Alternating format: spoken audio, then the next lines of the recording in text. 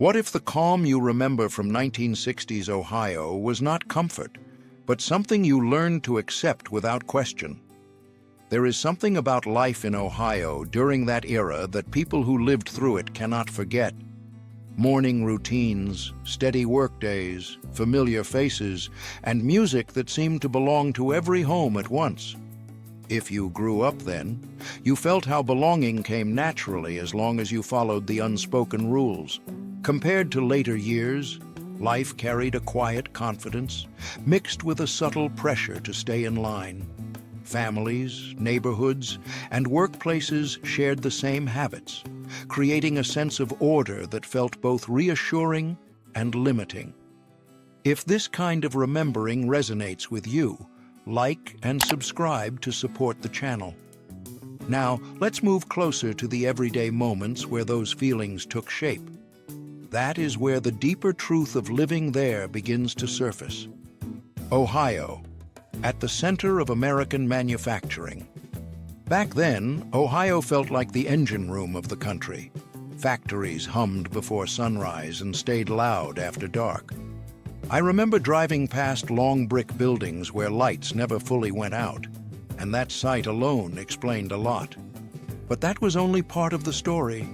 Those machines mattered because they promised steady pay, clear routines, and a future that felt dependable without being spoken out loud. Men left home before breakfast and came back with the smell of oil still on their jackets, carrying a quiet pride that never needed words. It looked strong, but that strength came from millions of small, repeated days. You trusted the calendar, the paycheck, and the idea that showing up was enough. At the time, no one questioned how long this rhythm could last. It simply moved forward, slowly, quietly, in the background. The industrial heartland. What did it mean to live inside the industrial heartland when you were not thinking about industry at all? Streets were shaped by shift changes, and entire towns breathed in time with factory whistles. And that was just the surface. What mattered was how this work organized life, from dinner hours to school schedules to weekends that felt earned. People measured time by production cycles, not by headlines or trends. It felt secure. But that ease came from something very specific. Jobs stayed close to home, and families built their lives around places they could walk or drive to in minutes. There was little rush to reinvent yourself. Everything had a place, even if no one said it out loud. And beneath it all, something subtle kept moving, almost too quietly to notice. Small towns and the promise of the American dream. This detail explains a lot about why small towns in Ohio felt so steady back then. Main streets stayed familiar, with the same stores, the same faces, and the same greetings year after year. Few people noticed it, but it shaped daily life. The promise was not about getting rich, it was about staying put and doing well enough. Homes were modest, but they felt permanent. Schools, churches, and local diners formed a tight loop that most people never needed to leave. It looked simple, but simplicity was not accidental. It came from shared expectations, steady work nearby, and a belief that progress did not require constant change. Life moved at a pace that felt agreed upon, and slowly, without noise, that sense of certainty began to thin. Cleveland industry neighborhoods and growth, smoke rising over the river at dawn, streetcars rattling past brick houses, and people already moving with purpose. Cleveland felt busy, but grounded, and that was just the surface. Neighborhoods were built around plants, docks, and rail lines, creating pockets of life that felt complete on their own. You could live your entire week within a few miles. It felt efficient. But that ease came from careful balance. Industry paid the bills, while neighborhoods held the culture together. Stores, schools, and corner bars carried memory as much as function. At the time, no one realized what this would lead to. Growth kept coming, quietly reshaping blocks while routines stayed the same. Something familiar remained, even as the edges slowly shifted. Youngstown and the Steel Valley. There was a quiet confidence in Youngstown that came from steel. Mills defined the skyline, and the sound of work never fully disappeared. But this was not the full picture. What mattered was how deeply steel entered family life, shaping pride, patience, and expectations. Generations followed the same paths, not out of pressure, but because it felt natural. The work was hard, yet it carried meaning. It felt solid. But that solidity rested on shared sacrifice and unspoken trust in the system. Paychecks supported entire households, and loyalty ran both ways. Even then, something subtle moved beneath the noise. The valley felt steady, though a faint shift was already quietly present. Akron and the rubber industry. Akron did not just make tires, it shaped how people understood work itself. The smell of rubber hung in the air, especially after rain, and everyone knew what that meant. But that was only part of the story. Rubber mattered because it created schedules, neighborhoods, and identities that felt tightly bound together. Shifts rotated, but routines stayed firm. Families planned meals, sleep, and weekends around production lines that never fully rested. It felt dependable.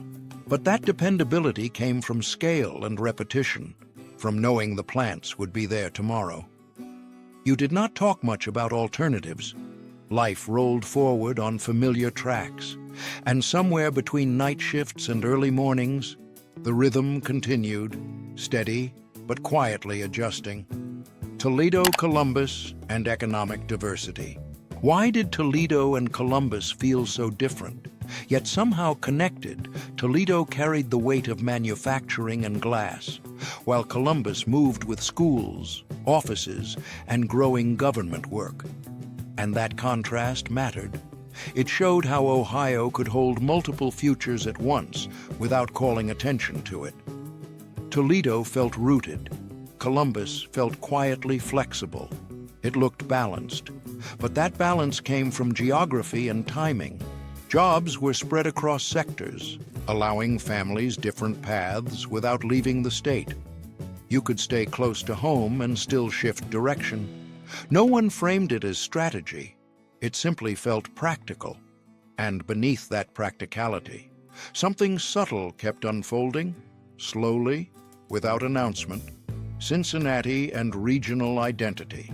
Cincinnati never fully felt like the rest of Ohio, and people knew it.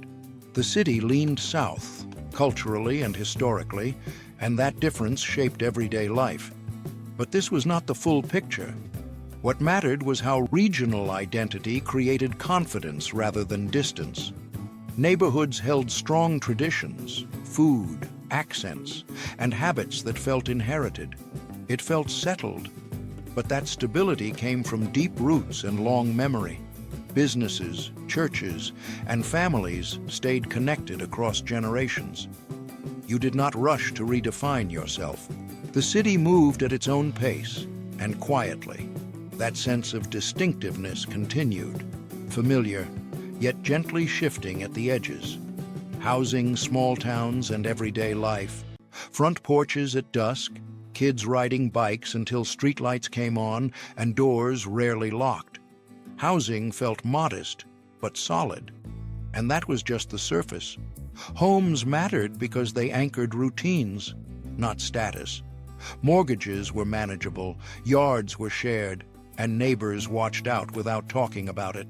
It felt easy, but that ease came from predictability and proximity. Work was close, schools were local, and errands followed the same routes. Life unfolded in repeating patterns. Nothing felt urgent.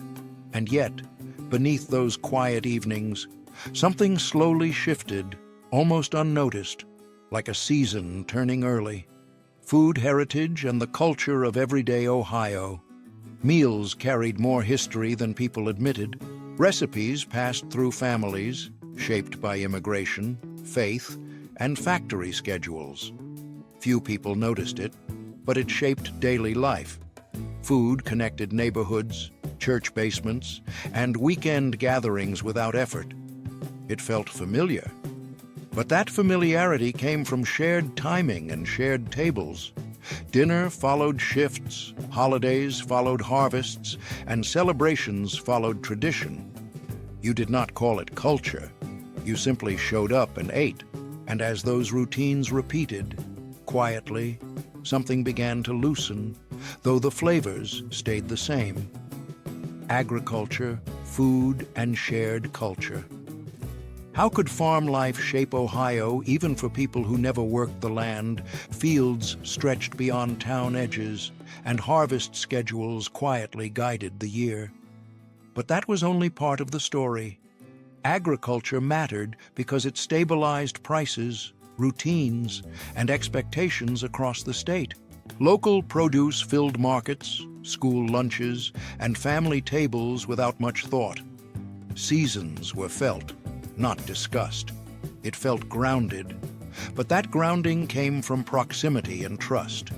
Food did not travel far, and people knew where it came from. Even city life leaned on rural rhythms, and beneath those familiar cycles, something subtle kept moving, slowly, almost out of view. Sports weather and the rhythm of the year. Friday night lights, snow piling along sidewalks, and radios tuned to familiar voices. Sports and weather set the pace of life, and that was just the surface. These moments mattered because they synchronized people without planning. Games, seasons, and forecasts gave everyone something shared to anticipate. It felt communal, but that feeling came from limited choices and common schedules. You watched the same teams, endured the same winters, and talked about the same outcomes. Time moved in predictable loops. At the time, it felt endless, and quietly, between seasons, the rhythm softened, though the rituals remained. Education challenges and the end of an era. At the time, no one realized what classrooms were preparing students for. Schools felt orderly, practical, and closely tied to local jobs. But this was not the full picture. Education reflected confidence in nearby industries, shaping expectations early. Guidance felt straightforward. But that clarity came from limited paths that still felt sufficient. Challenges existed, yet they stayed mostly unspoken. You learned, graduated, and stayed close. The future seemed nearby, and slowly, without announcement, that alignment began to loosen, almost imperceptibly. What Ohio represented in the 1960s. This helps make sense of what Ohio stood for back then. The state represented reliability, effort, and belonging without spectacle. And that was just the surface. What mattered was how ordinary life felt dependable. You could work, raise a family, and stay rooted. It felt honest. But that honesty came from shared assumptions about progress and stability. Ohio did not chase attention. It simply kept going. People trusted the system because it had not failed them yet. And beneath that calm confidence, something subtle shifted, quietly, as if waiting. This journey through 1960s Ohio comes down to a place where work, routine, and quiet confidence shaped everyday life without asking for attention. If you want to see how those feelings carried forward and also began to bend, the next story waiting on your screen explores life just west of here in the following decade, where factories, cities, and daily rhythms revealed even deeper contrasts and unexpected details that build on everything we have just remembered. If this story felt familiar to you, take a moment to like the video, subscribe to the channel, and share your own memories or reflections in the comments below. Thank you for spending this time with me, and I will see you again in the next video.